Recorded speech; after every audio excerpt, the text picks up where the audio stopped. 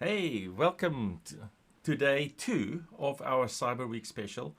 Um, and today I'm joined by Philip Blake from EC Council, who is the European representative for the organization. And he's here to help us talk through some of the nice things that have been happening with EC Council over the last year, 2 years, and so on, and hopefully give us a little bit of a glimpse of what's going to happen in the next, in a couple of years, and so on. And hey, Philip, thank you very much for joining us. And if you can just give us just a very quick overview about yourself, how long you've been with EC Council, and so on, and then we'll kick this off. Sure, great. Thanks very much, Kerry. So, my name is Philip Bleak. I've been the regional director for EC Council in Europe now for about 5 years. So, working with a number of our accredited training centres, so the likes of yourself, Kerry, for example, our academic partners, and our various enterprise clients as well. So, the full across professionals, academic institutions, and just anything EC Council. Oh, fantastic. Now, as you mentioned, we are an authorized training center as well for EC Council. So we've had a long involvement in seeing EC Council grow, expand. You see the courses expand, and it's become very impressive over the last couple of years, and just to see how things have changed with the world, around us. So for example. When I started off with version 6 of the Ethical Hacker course, it was very regimented in very specific things that you needed to know. But now we're at version 11, which is a massive milestone in terms of how the whole course and stuff has evolved, and how it takes in new technologies like the cloud and mobile technologies and everything else. So, but most people when you mention EC Council, they only immediately think of ethical hacker, but there's a whole lot more to ethical hacking, or just EC Council, than ethical hacking. So the kind of stuff that we want to talk about today is about how all these different things fit together, and we'll be talking about things like the incident handler course. We'll talk about hacking forensics. We'll talk about the network defender, and we'll talk about new certifications that are new for 2021, in terms of new ways to engage with our evolving stuff. Now, in the last couple of years as well, things have changed massively, and I'm thinking, here we are at pandemic style. It's affected how everybody works, and of course how everybody receives their education going forward. So, how has EC Council embraced the online training part of this, or making things online? Sure. Well, I think we obviously probably around this time last year we had to move quite quickly and transition everything online. With the sort of our authorized training centres, a number of them were delivering in person courses. I think there was a few who were delivering courses online, but ultimately the vast majority were looking for that sort of 5-day boot camp experience. Overnight, that obviously had to be scrapped, and everything had to be sort of transitioned online. We were in a reasonably fortunate position. a lot of our courseware is, or the majority of our courseware is all online. Our lab environment, iLabs, is all sort of virtualized as well. So the practical element of the course all of our courses was readily available. So it was reasonably painless. Obviously, it was just for us. It was sort of looking to support our authorized training centres, academic institutions, and any other partners who were looking to deliver EC Council training to delegates to ensure that they were had everything available that they could to be able to sort of sit the training, sit the exams, and also get the hands-on practice which they needed. So luckily we did have everything in place. It's just obviously it was a bit of a scramble for those who maybe were booked on to courses weeks in advance. We just had to make sure. It's obviously quite difficult to balance training while trying to do schooling and all those sorts of things. So trying to be as flexible as we possibly could to ensure that delegates still got the necessary training experience which they needed. Yeah. So and even from an instructor's point of view, it has changed things dramatically for us as well, because we're no longer in a class, anything else. So we had to move our own interaction online with the students, and I can say hand on heart that the processes with all the materials being now online, being the labs being online, so folks can now basically do stuff in their own time. If they want to go back and redo a lab, for example, it's super easy. And the thing is that previously, in previous courses and so on, you only had access to the labs during the training course. Now the advantage is that you have access to all the labs for at least 6 months after your course, or since you've done the course. You've got 6 months access to all of those things, which makes it far, far more attractive for folks to be able to say, right, I'm going to go to the course. I'm not going to have to cram everything in 1 week. I can just go do it. I can pay attention. If I want to do the lab, I can do the lab. And, they can suspend it and everything else. So, yeah, so that's a massive thing. And also, from an instructor point of view, I don't have to prepare anything. I don't have to sit and build machines or prepare machines for the students and everything else. Everything now just works. And that's a huge bonus in, and kudos to EC Council for making all these things work, because it's made it massively easier. So now, while we're talking about practical stuff, a lot of the examinations previously didn't have any practical exams. There wasn't it was mostly a theory exam and so on. But I'm very happy to see that so certifications like the CEH now has a practical exam with it. It came out with version 10, and it's been expanded now for version 11. So and it's made it a really good opportunity for folks to actually prove that they've learned something.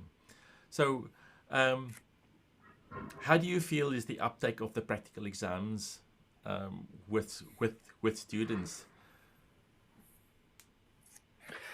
Yeah, so we've gone from strength to strength on the practical side of things. I think obviously as students have been sort of buying more into the online labs, so having 6 months access to those, so they'll sit the initial training, and if they'll more often than not, they'll obviously sit similar to a driving test. You sit the theoretical first, and then you go on to sit the practical exam once you've sort of got enough hours in the lab range under your belt. But we've had such a strong uptake that we've obviously recently launched back last year. We launched sort of the ethical hacking leaderboard. And then we've obviously there is the way that the scoring system is done, so we can position how individuals are sort of sit on that particular leaderboard. So the uptake of the practical, obviously there's what the training is about. Is it's about the not just the knowledge transfer, but the transfer of skills and abilities as well.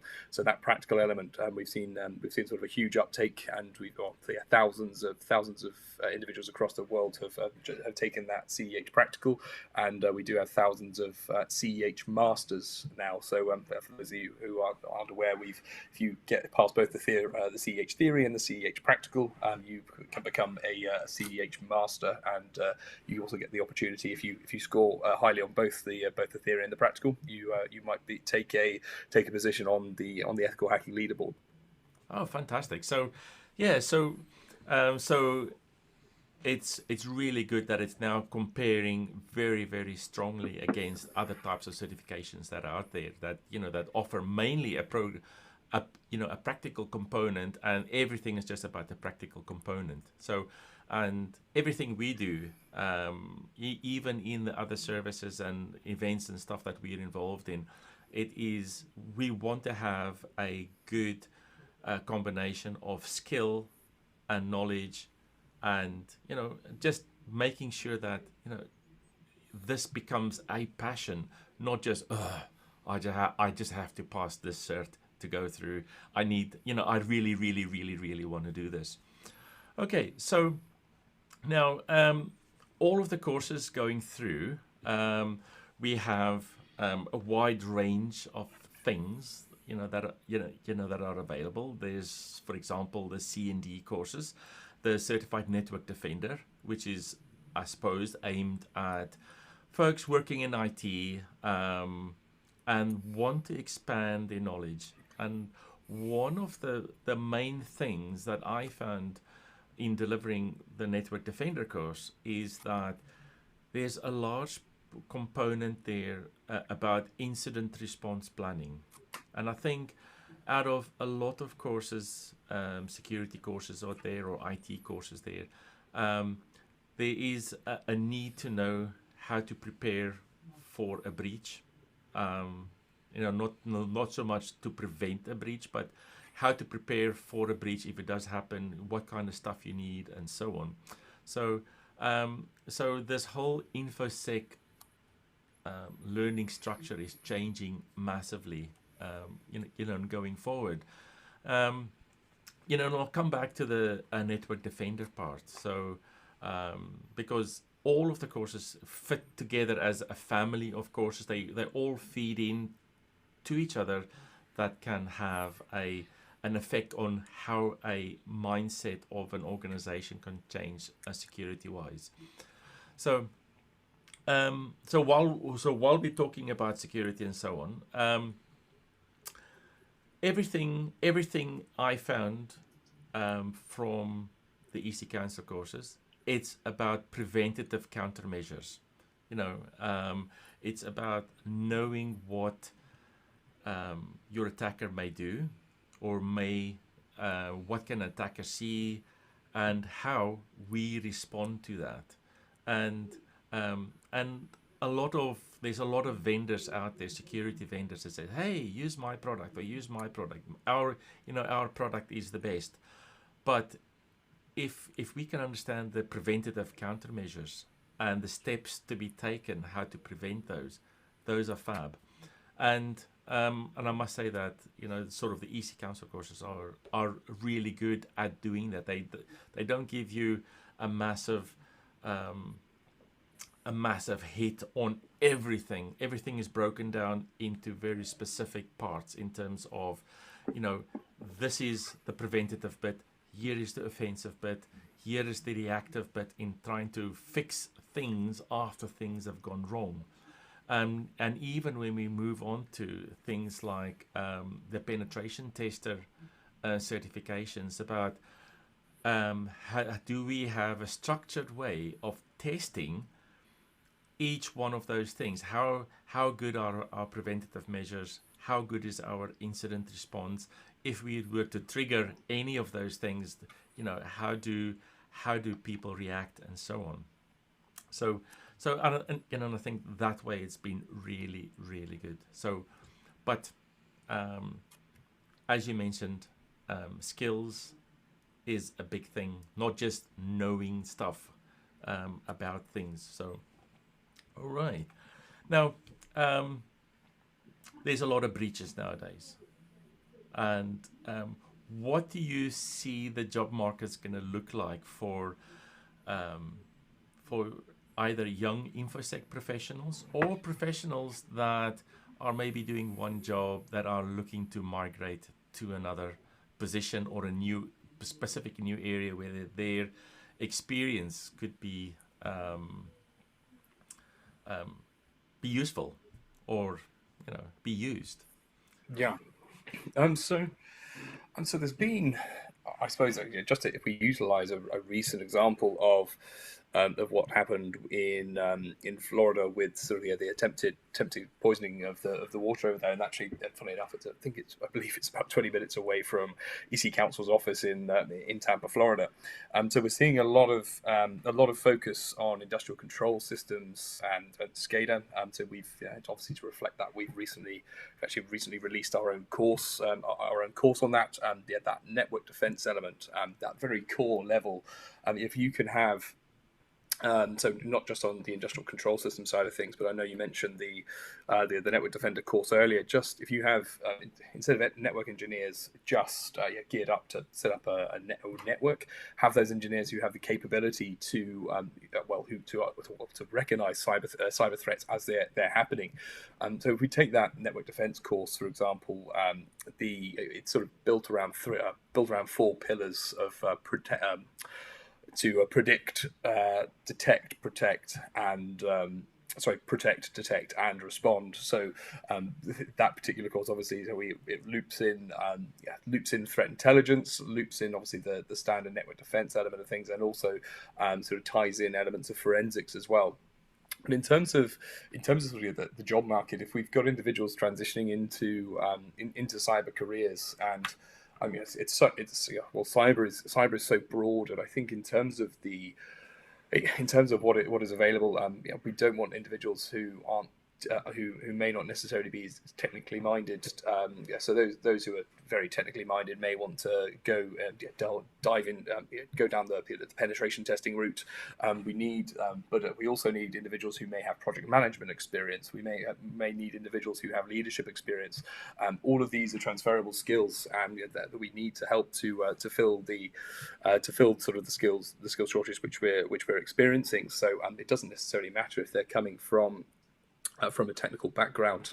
There are lots of transferable skills, and I think if we take that example of network defense, I know there was an example of an accountant, for example, who recently transitioned into cyber. They're very good on very good at sort of attention to detail, those sorts of things, and sort of the things, packet and log analysis, which may happen as part of network defense, is something which they were able to pick up and were very good at. So in terms of there being sort of lots of transferable skills, it certainly doesn't sort of matter which sort of line of there's a number of lines of cyber which those skills could be potentially used in.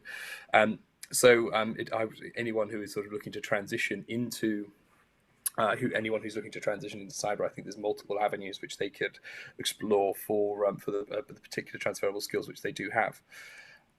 Okay. But in terms of what's immediately happening, I think there's certainly something that I've had lots of questions about recently, and maybe because it's the first sort of major public one which sort of hit public news, but not necessarily the first major, but of recent times, sort of some things around industrial control systems is it's obviously it's something which has certainly cropped up. Okay, yeah. So in fact, tomorrow's talk involves one of those major world attacks on industrial control systems as well. So, and it just shows how devastating such an attack can be.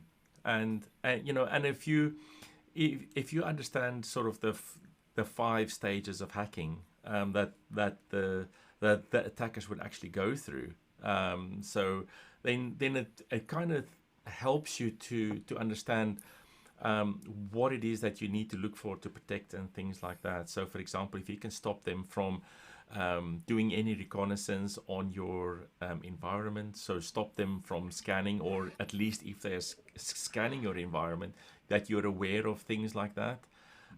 If they are going to scan it, you can see what they see. If they gain access, so you can see what possible routes they may have and how they would, get in, cover their tracks, and perhaps in some way any anti-forensic techniques that they may be using. So, so all of these kind of things is like superbly relevant to what you've just mentioned, and there's probably not just one person doing all of those kind of jobs.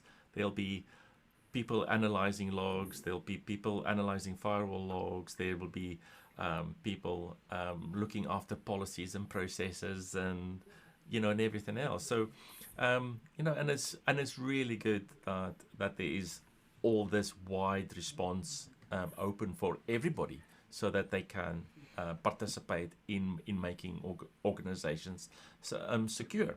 So now, obviously, you've mentioned now that the attack in Florida, and when such an attack happens,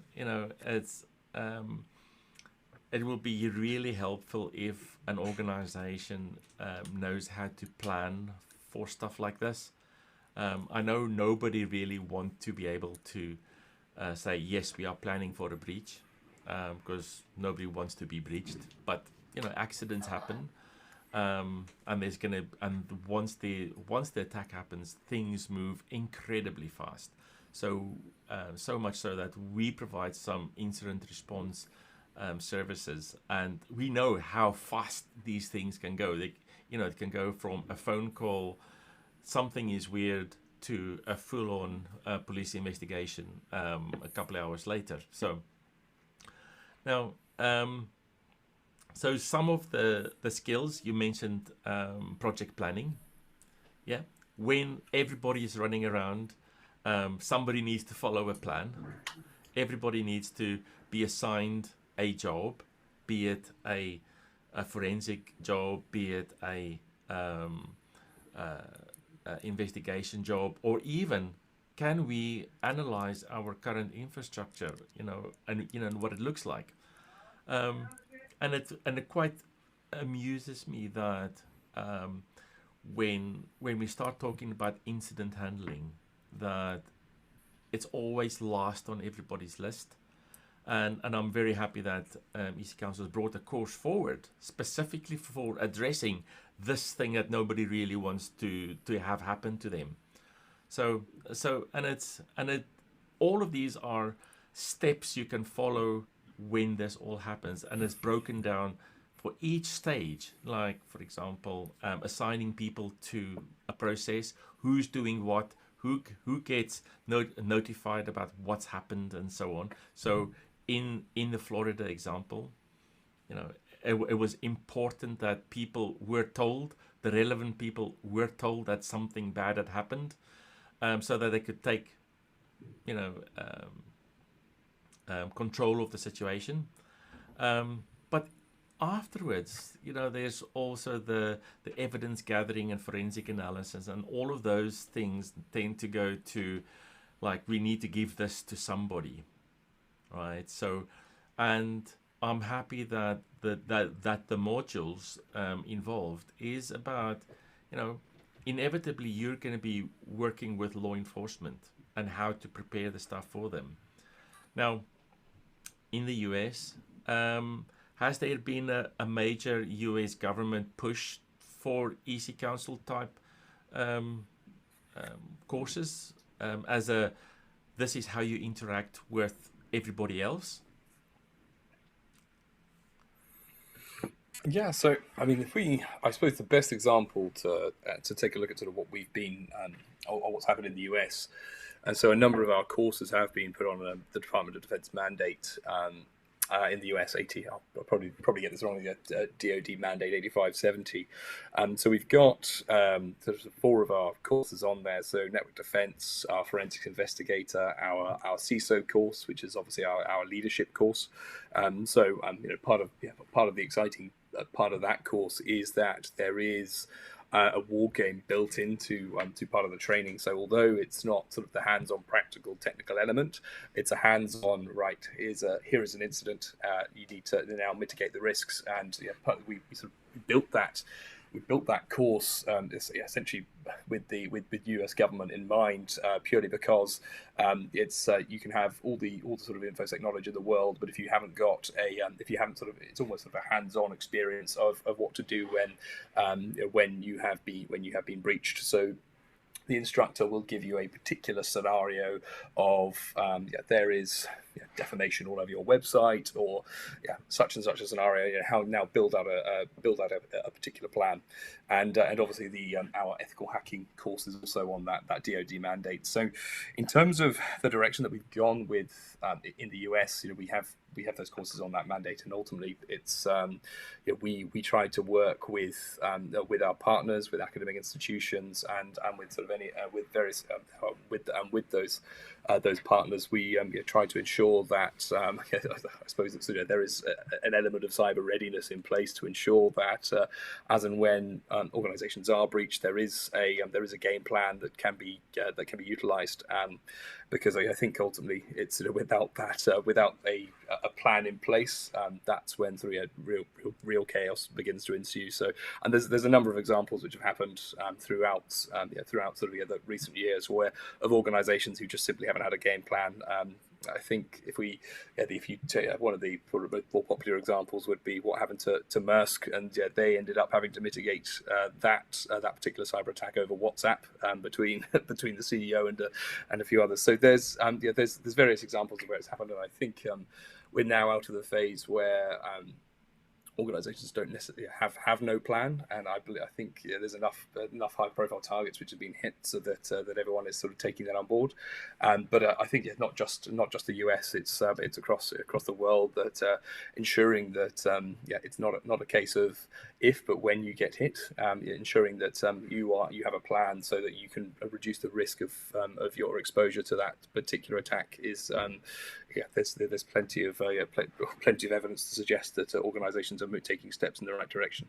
Yeah, and planning is everything. Nobody wants to start planning an event during the event because it's super stressful, and having a game book that you can do and work through, which helps a lot, because it just makes the whole containment of the situation far quicker, the collection of evidence super quick, and of course it helps you to get to the recovery stage a lot quicker, and of course then the post incident activities that follow on from this is like, what have we learned, what have we missed, how can we do better next time, or is there something that we've identified in our supply chain that actually needs to be addressed for this to work in the next time.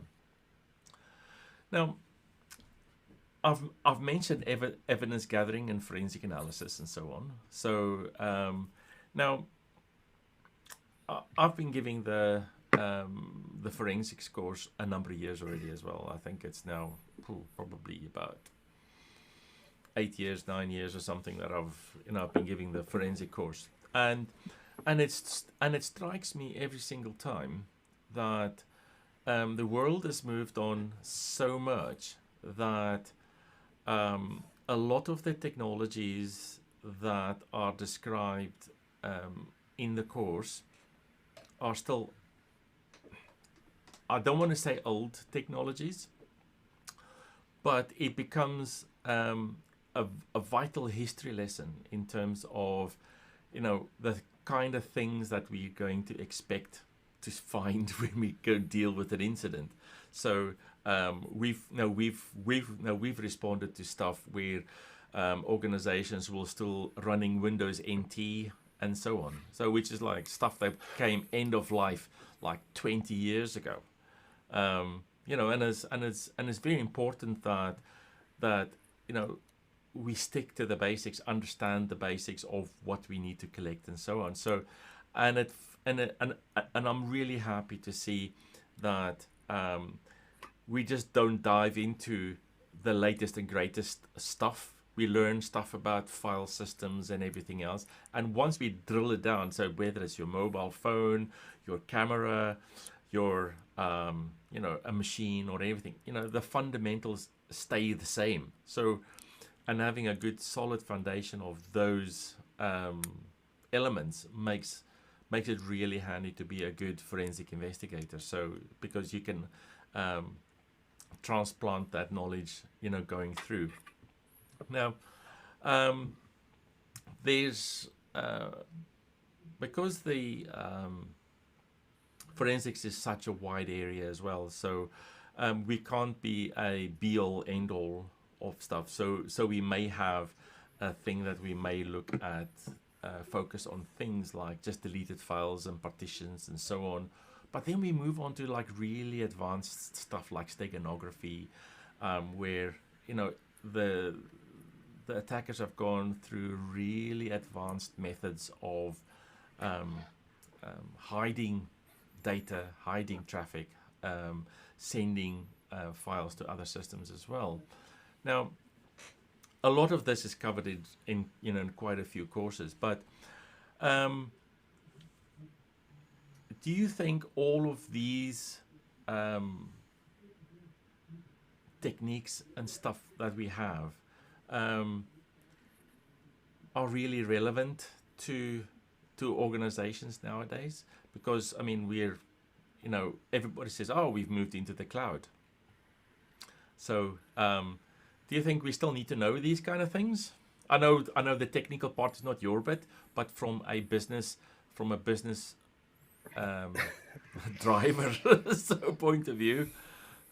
Yeah, so I probably can't do too much of a technical deep dive into that, but I mean, there's still certainly legacy systems out there, and I think it's always good to know where a particular practice has come from.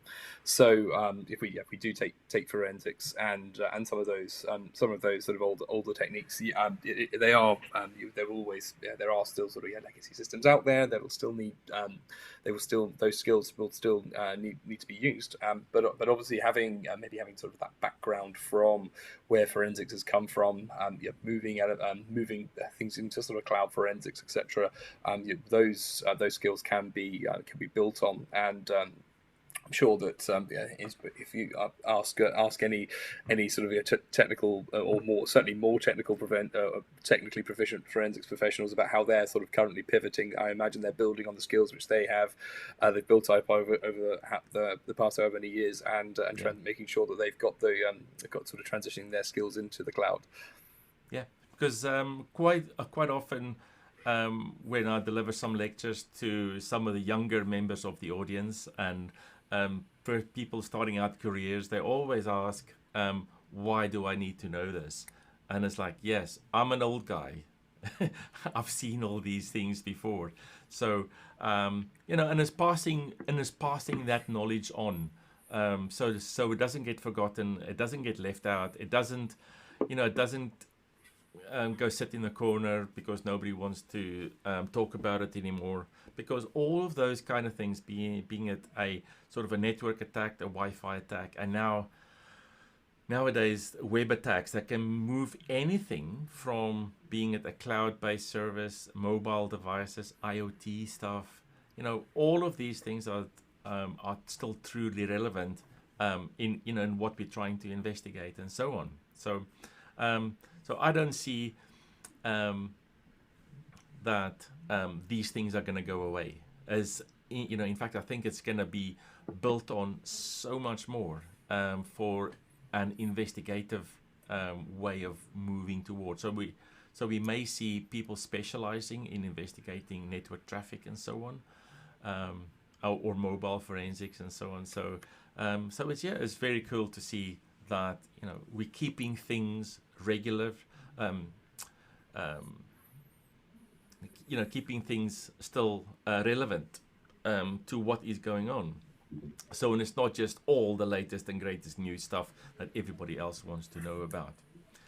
Now, now in moving forward, EC Council have released a new course, the Certified Pen Tester, which it's a really good move forward, because we have quite a few certifications out there that are strictly penetration tester based. What struck me most about the pen tester course is the very rigorous adherence to standards, right? So so everything that you do is aligned to NIST and CREST and stuff like that. Some of the major frameworks out there, like as in, this is the way that you do stuff. Do you think that's a deliberate way for EC Council to tackle things, to make it totally standardized and totally applicable to all kinds of businesses? I think there's a number of, and it's something that we've had a lot of emphasis on, working, looking at what's sort of coming out of this NICE, looking at what CREST are doing. Obviously, we had with the sort of the older brother of the CPENT course, our security analyst course, which was our previous pen testing course, did have or still does have the CREST equivalency, and we'll be working on that with CREST to ensure that comes out. But we want to ensure that our courses are as global as they possibly can be, so that we work with various organisations globally that do have recognised penetration testing frameworks, because ultimately, if we can ensure that regardless of which jurisdiction you are operating in, that our courses are relevant to you, and we've got thousands of academic partners across the world, so those coming in at the university level. And we've got again nearly similar, or hundreds of training centres as well who are delivering that. So, and by ensuring that we can ensure that those various frameworks are in place or are recognised in our courses, it helps us to build relevant courses for the particular for which can be utilised globally. And in particular with the recent CPENT course, we've elements which have been added. There's a lot of network penetration testing courses out there, so adding in cloud pen testing, adding in mobile pen testing, adding in IoT pen testing, which are all elements which need to be factored into a penetration testing course. That's we tie those into the relevant frameworks which are out there. It's of course making sure that we utilise those relevant frameworks with our course with all of our courses, and not just the CPEN in particular, and recognise those other bodies. It's cybersecurity. It's all about collaboration and making sure we're all running in the same direction. Okay, so that wasn't so much a loaded question, because one of the things that we're quite involved with is Cyber Essentials within the United Kingdom. So, and one of the kind of things that specifically the CPENT course covers is virtually almost everything that we need to do for Cyber Essentials, and how we were going to do how we were supposed to be testing things for Cyber Essentials Plus and so on. So the kind of things that the CPENT covers is, for example, creating the scoping and engagement for the client. So making sure that what you're going to be testing. Then there is the network penetration testing. Both external and internal devices, perimeter devices, and then one of the things that has shot off from that is now IoT penetration testing, because we realize that IoT is it's going to be one of those things that need to be addressed, and here within this particular course there is a process on how you would engage on things like that. So it's a fully encompassing process that that has been created, as you said, aligning with global frameworks, so that so we're not doing anything different. Or if you've been on the course, you don't do anything different than what the acknowledged frameworks would want you to do, step by step and so on. Now, one of the things that we'll address during the course of this week, and I think it's going to be on Thursday, is a talk with Jenny Radcliffe on some of the soft skills that we need to have, that we're going to have go with this. Because as we started at the beginning of the talk, not everything is about hardcore testing stuff. Not everybody wants to be a technical hacker. Not everybody wants to be testing databases, websites, mobile applications, and everything else. But sometimes, you need to come back and say, hey, there's recommendations that we want you to adopt, because to make things safer. And part of the CPENT course is your report writing and post-testing actions, in terms of, okay, we've done this test, we want you to engage and change all of this. These are the things that you need to address, and so on. So, and similarly with the Cyber Essentials Plus stuff, it's about helping say, okay, this is what we found, this is what you need to change. And it's not, and some professionals may be quite terse in their writing skills. This is wrong, fix it. Or, but some folks can put it quite articulately, and I find the report writing module quite expansive on this, so that you can explain what went wrong, what needs to be done, and so on. And the things, if you need to reach out to external organizations like your cloud provider and so on, you need to let them know something is wrong that they need to fix. So there's a process for all of this, and and all of this takes care of all of that. So, okay, now a lot of the things that we've talked about so far is about processes, and how EC Council has embraced all of these frameworks, and it's makes it super easy for people changing careers or new to a particular career to actually join in, get like a supercharged start to a new career. Now, a lot of this supercharging happens because you've had either the boot camp, or you've taken a course and everything else. One of the things that EC Council has started as well is rolling all of this out to academia. And so now you will be able to do an ethical hacker course through a university or a college or something like that. Okay, so it's not a 5-day boot camp, but it's over a much longer period, a couple of semesters and so on, which takes it easier for folks to absorb all of this information. So what is your experience with the academia side of EC Council? Yeah, quite extensive on the academia side. I think that there's not there's probably very few computer science departments in the land that haven't heard from me. So the way we work with universities, and we've got this the academia program now across the UK. We have over 50 academic partners. So I think there is, from a recent study on which came out, a research paper, I think there was about 70 to 75 universities in the UK which had a cyber degree of some sort.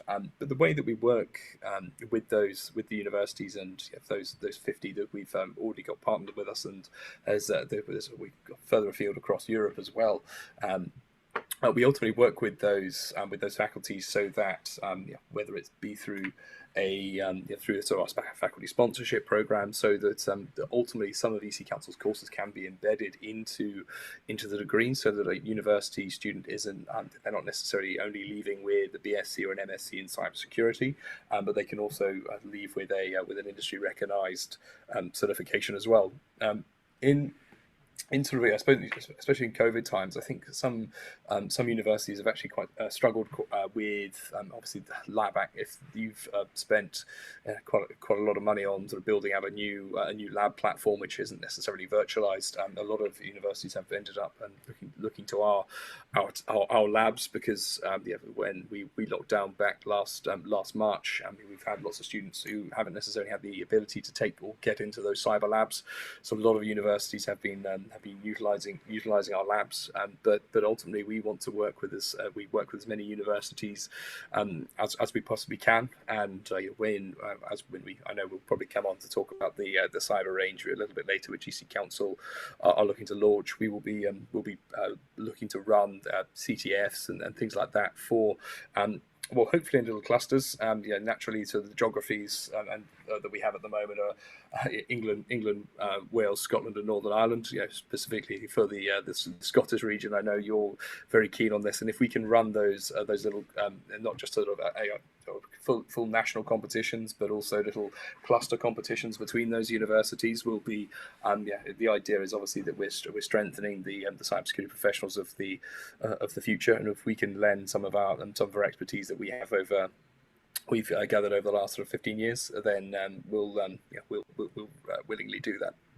Okay, well, and this is one of the things that is so exciting about all of this. So COVID has brought out a whole bunch of very positive things, like bringing the labs to the front, making working offline online, a lot better, and it's fantastic to see all of those things spilling over into academia and making things better, and yeah, and if we can have I don't want to say country versus country type CTFs, but yeah, if there's some way we can engage everybody to say, hey, here's the thing, go for it, see how you do, form a team, and we can formalize all of these kind of things. And I know from all the years working with EC Council, there's a tremendous amount of support for folks that want to learn, that want to know more, and there's a whole bunch of ad hoc lectures on Code Red, so on that folks can subscribe to and get whole bunch of information that gets published regularly on just extra things to do, extra things to be involved. So what's next from EC Council? What is the next big thing that we can look forward to? I think what you're did I put looking you on the for me spot to there? refer to. No, not at all. I'm more than happy to talk about it. So we've got our own cyber range coming called CyberQ. So we're just in the stages where we will be we're very very close to launch. So for those of you who are interested, it's I'll make sure that Kerry or please do approach myself or Kerry for any details. But the way that we've done cybersecurity training and certification up till now, and it doesn't matter which certification body that you are. It could be your CEH. It could be any of the other sort of theoretical or practical certifications which are out there. But what those certifications show is that at that particular point in time, that specific individual had either the theoretical or the practical knowledge to pass that particular certification. Now, a lot of certifications, whether if you're bound by certain rules, they offer sort of your continued education credits, and they may be valid for 3-4 years. But what an employer doesn't necessarily know is has that particular individual been utilizing those skills every day of their working life for the last 2 years since they took the certification, or simply do we know that they've kept up those skills more than just sort of going to to particular conferences and doing other certifications. So we're launching our own cyber range, whereby the idea is that from individuals, and obviously we've spoken about the academic program that we have, where it's sort of free for schools and universities to sign up. Is that from an individual's through school, university, and into their professional career, we could track a particular individual's performance across multiple cyber domains. So the ramifications of that are that you have the constant ability to track how an individual performs across those domains. So say for maybe organizations are looking to hire straight out of university, they're looking for individuals to have a particular level of competence in elements of network defense. It can be their particular profile on CyberQ would be able to show that. Similarly, across maybe ethical hacking, penetration testing, incident handling, forensics. It doesn't necessarily matter which domain it is, but ultimately the idea is that we can sort of give a much better overview of an individual's performance, and they can constantly update their skills or test their skills in that particular platform. So not only can you sort of be trained in that particular in one platform, so walk through with your being handheld slightly by the instructor, you can practice yourself in the cyber range. You can be assessed in the cyber range, and then ultimately you can compete as both an individual and also as a team. And coming back to those CTFs and cyber competitions which we're looking to run, currently. CTFs, when they do run, they're quite binary in terms of the metrics which they come back with. So did you or did you not capture the flag, and how quickly did you do it? Now those two things, it's so two individuals who capture a flag in a reasonably similar sort of time they'll be seen as the same. But if we take pen testing for example, so two individuals who capture the same flag in the same sort of time, one may have completely gone in and destroyed the system. There could have triggered lots of intrusion detection system, basically ensure they had lots of system downtime, while another may have gone in and sort of been done the whole process relatively quietly. So those two individuals who previously have been marked the same, we'll be able to give a sort of much richer picture of how those particular individuals have performed across utilizing those sort of richer metrics at the back end. So and rather than just so when you're running training, for example, and we can utilize the CEH, as a number of individuals probably on this, that is our flagship product.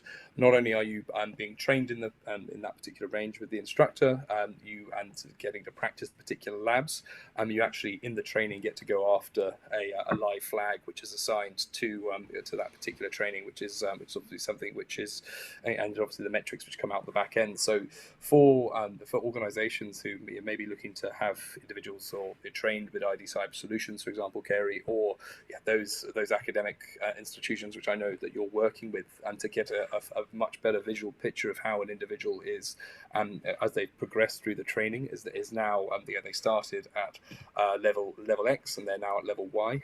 It provides a much richer picture of how those individuals have progressed. Fantastic, because what is really vital is that if you are a penetration tester, yes, you may be able or have the ability to destroy systems, but a customer will be ultra unhappy if you destroy the system without due care and having not followed the procedure. And I think this is a major thing that yes, this is exciting. Experience counts for a lot, but the process is there for a reason. And and if you can be measured against the process that's supposed to be, you can then have you can demonstrate proper skill rather than I'll just throw everything at the process and and hope it works and so on. Anyway, it's been fantastic having you this afternoon. It's been a really good conversation. I really liked how we've managed to go through all of the things, talk about a whole range of courses and some of the methodologies and how they fit in in modern life. So if there is something that folks want to move on from a career to a career in cyber, whichever things is, I think we've given them some information. On this, this talk will be available on YouTube. It'll stay on YouTube, so you can rewatch it at any one time. You can share it and so on. If there's any questions for you, Philip, should they be able to direct them to you? Do they come through us? Or just, is there a way where they can find out about some of the stuff that EC Council offers? Yeah, so it's I suppose everything will be everything is available on EC Council's website. But if there's anything specific, I'm more than happy for individuals to reach out to me on LinkedIn, or obviously I know you can field those particular questions, Kerry. Fantastic. Well, thank you very, very, very, very much from us here, and day 2, Scotland Cyber Week. Yes, got a long way to go still. Another couple of days, 5 days, I think. So thank you very much for joining us today, and we'll see you online.